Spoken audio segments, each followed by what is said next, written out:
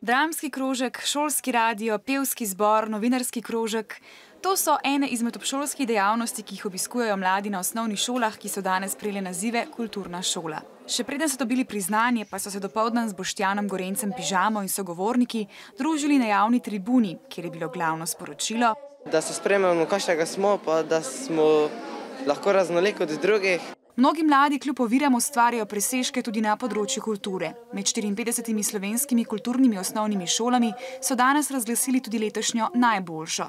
To je osnovna šola Petrovče, ki je tako nasledila lanske zmagovalce, osnovno šolo Ledina. Ja, mi kot celotna šola smo v bistvu zelo kulturni na zelo velikih področjih.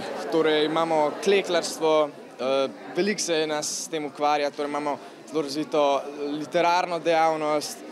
Udeležujemo se različnih natečajev. V okviru projekta Kulturna šola predstavijo najboljše dosežke osnovnih šol na področju kulturnih dejavnosti. Njegov namen pa je tudi spodbuditi šole, ki obšolskim kulturnim dejavnostim ne posvečajo dovolj pozornosti. Kulturna šola mora imeti da ima veliko kulturnega programa šola, da omogoča učencem, da se udeležujejo različnih dejavnosti. Mladim kulturno udejstvovanje ne zapolnjuje samo prostega časa, ampak jim daje tudi izkušnje, ki jim bodo morda prav prišle v prihodnje. In ena izmed tovrstnih izkušenj je tudi projekt Kulturna šola.